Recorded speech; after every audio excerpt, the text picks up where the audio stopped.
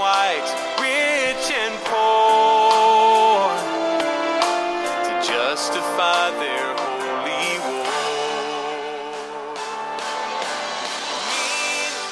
Magandang umaga po at welcome po sa ating programa My Morning Manna with Pastor OG. Ang awitin po na inyong narinig is Meanwhile Back at the Cross na inawit po ni Gordon Moth sa kanyang album na All Things New.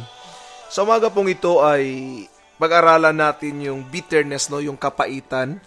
Basahin natin yung ating Biblia sa aklat po ng Hebrews chapter 12 verse 15. Ito po magkasabi, looking carefully lest any root of bitterness springing up cause trouble, and by this many become defiled. Ang bitterness po o ang kapaitan ay para po yung binhi, no, na pag ating itinanim ay tutubo talaga. So wag tayo magtanim ng kapaitan, no? Pag may ginawa man sa ating masama, do not seek for revenge. Do not seek for, do not seek na sana siya din ay mangyari din sa kanya yon. Don't allow bitterness to grow in our hearts. Of course, don't even try to plant the seed. Hindi naman kasi lalago ang bitterness o hindi naman siya tutubo kung hindi natin itatanim. So we will not allow bitterness to grow in our hearts. So therefore, we don't have to plant the seed. When injustice occur, never consider them as an opportunity to be better. Minsan kasi, pag dumating yung mga injustice, di ba? Ikaw na yung gumawa ng mabuti, ikaw pa yung ginawa ng masama, o di kaya ano man yung kabutihan na ibinigay mo, sinuklian ng hindi mabuti. And this is injustice for you. Bitterness only consumes the vessel that contains it. So remember, if you are the vessel and you have bitterness within, it will consume the entire vessel.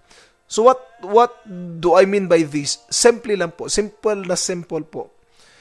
Do not allow bitterness to creep in our hearts. Because bitterness is a root that ruins the garden of peace. You have peace of mind. Tama po ba? Meron kang kapayapaan ngayon nararamdaman dahil kay Kristo. Kung meron ka mang mga nakasamaang loob sa mga nakaraang panahon, do not allow them to creep in our hearts. Don't seek revenge. Don't seek na sana ay sila din ay magkaroon din ng trouble, no? Para makaganti tayo. No, we don't have to do that. Let's allow the Spirit of God to move in our hearts. Let's allow bitterness to be taken out away from us and allow the Spirit of God to move mightily in us. So bilang isang Kristiyano, huwag nating hayaan ang bitterness o kapaitan ang siya maghari. Bagkus pag-ibig ng Diyos ang dapat manguna. God bless po. I felt peace, and I